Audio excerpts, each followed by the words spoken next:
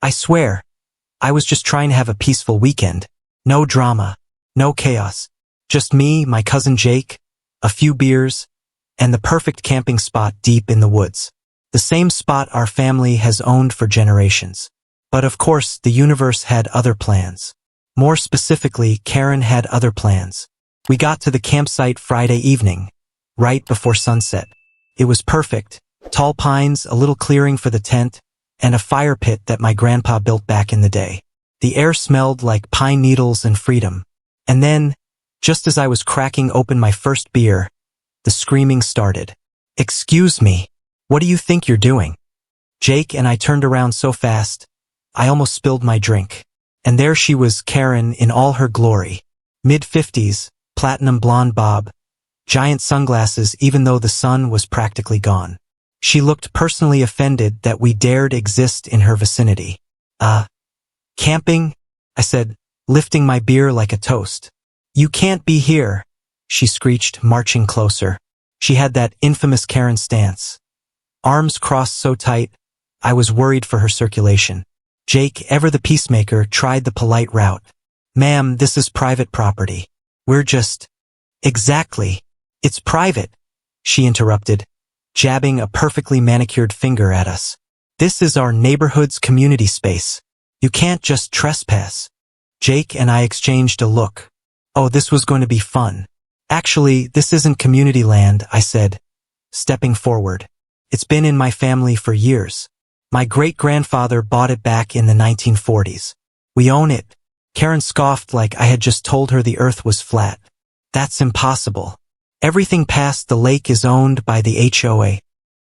There it was. The dreaded HOA argument. See, Karen wasn't just any Karen. She was a full-fledged HOA warrior. One of those people who lives for enforcing useless rules and ruining fun. Jake sighed, rubbing his temples. "Lady, I don't know what to tell you. We have the deed. It's our land. You're the one trespassing right now." Karen's eyes narrowed. "Oh, we'll see about that. I'm calling the HOA president." Jake leaned over and muttered, "Oh no, not the HOA president.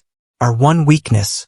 I choked back a laugh as Karen stormed off, phone in hand, muttering about reckless hooligans and the authorities. Yeah, this was going to be a long night. Jake and I sat back down, fully expecting Karen to return with a vengeance. And sure enough, 10 minutes later, we saw headlights bouncing through the trees. A shiny white SUV screeched to a stop just outside our clearing. Out stomped HOA President Richard, aka King of the Fun Police. He was everything I expected.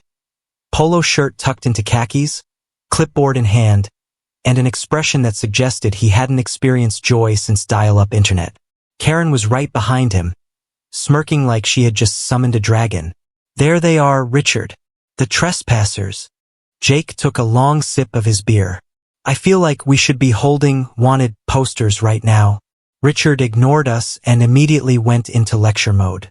"Gentlemen, this land belongs to the Willow Creek HOA. You are in direct violation of several community regulations." I leaned forward. "Oh? And which regulations would those be?"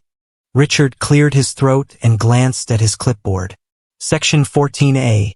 No unauthorized structures." Jake looked around. "You mean, our tent?" "Yes." I blinked.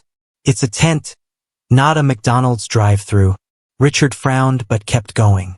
"Section 18C. No open flames within HOA grounds." I gestured to our fire pit. "This was built in the 60s. By my grandpa. On our land." Richard waved a hand dismissively.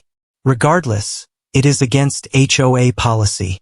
"Oh, I love this part." "Richard. Buddy. Pal. Let me break it down for you." I stood up and dusted off my jeans. "This land is not HOA property. It never has been. My family owns it. We have the deed. The taxes are paid. And your little rulebook does not apply here." Karen gasped like I had just kicked a puppy. "How dare you speak to Richard like that?" Richard, meanwhile, was furiously flipping through his clipboard, probably trying to manifest a law that didn't exist.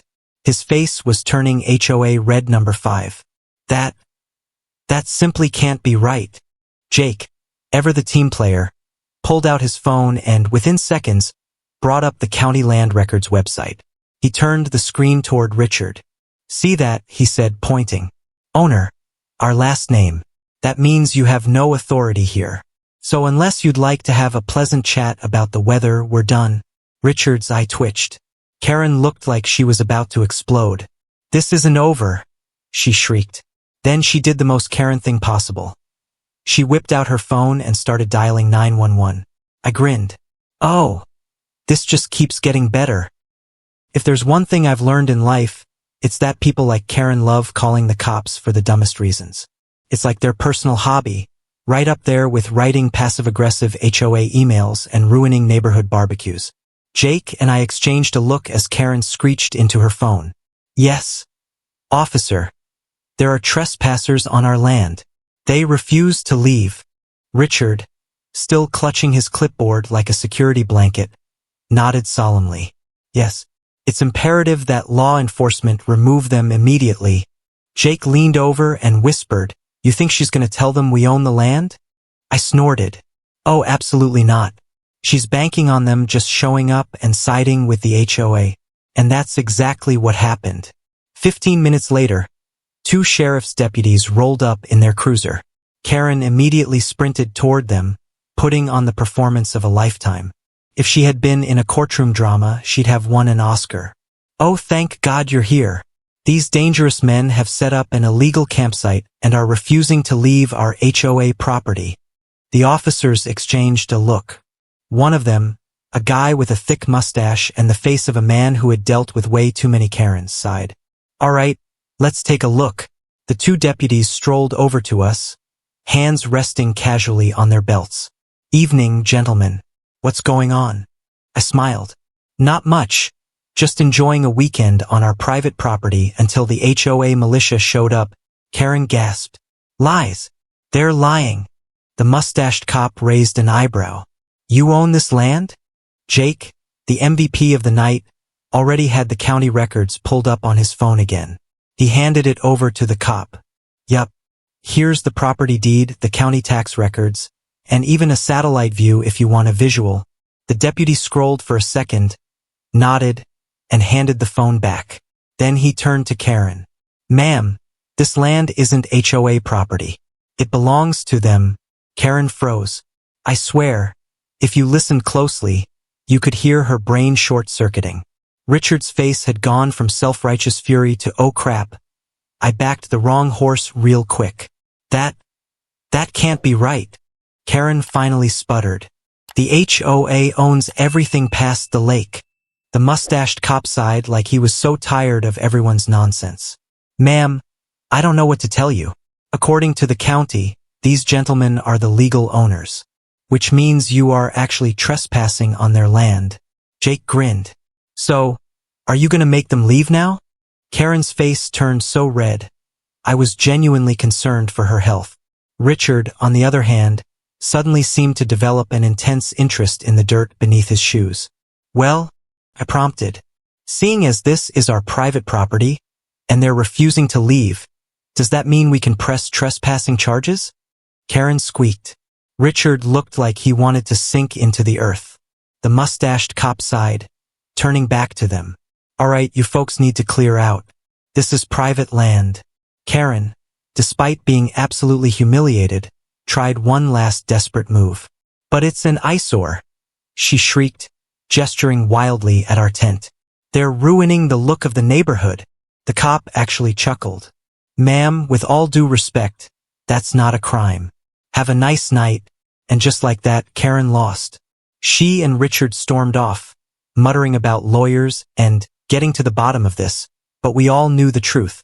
They had nothing. As their SUV peeled out of the clearing, Jake raised his beer. To property rights. I clinked mine against his. And to HOA Karens getting exactly what they deserve. You'd think after getting absolutely wrecked by the county records and the sheriff's department, Karen would take and move on. Oh no, because Karens don't just accept defeat. They plot. Jake and I were still laughing about the whole incident when we packed up Sunday afternoon. We figured that was the end of it. Karen had embarrassed herself, Richard had slithered away, and the HOA had zero authority over our land. We underestimated the level of pettiness we were dealing with. The following weekend, we came back. Same plan, same spot. But the moment we pulled up to our clearing, we knew something was wrong. Jake was the first to speak. Dude, I left the truck in the parking lot and got out. It was something. A giant, neon orange, no trespassing, private HOA property sign. It was staked into the ground right in front of our fire pit. I blinked. You've got to be kidding me. Jake walked up to it, inspected the post, then turned to me with an expression of pure amusement. They really thought this would work? Oh, it gets better, I said, pointing. About 20 feet away, a cheap little security camera was zip-tied to a tree. It was one of those fake plastic ones they sell on Amazon. Looked high-tech, but didn't actually do anything. And next to it, a second sign. Area under surveillance. Violators will be prosecuted. Jake whistled. Wow, they went full cartoon villain. I cracked my knuckles. All right, let's have some fun. Karen and Richard must have been waiting, because 20 minutes after we started setting up, they came storming through the woods like we had just declared war. What do you think you're doing? Karen screeched. I casually flipped a burger on our portable grill. Cooking dinner. Richard pointed furiously at the ugly HOA sign. Did you not see the notice? This land is now under HOA jurisdiction. I stared at him. Oh, did you buy it? He hesitated. Well, no, but did you legally annex it from the county? He turned red. That's not how. Jake clapped his hands. Oh, I get it. You think if you put up a sign, it magically becomes HOA land? That's adorable. Karen actually stomped her foot like a toddler. It's our land. You can't just ignore us.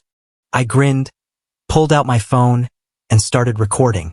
Hey everyone, we've got a fun HOA trespassing attempt happening live. Do you guys think the sheriff will enjoy the repeat offense? Karen's face dropped.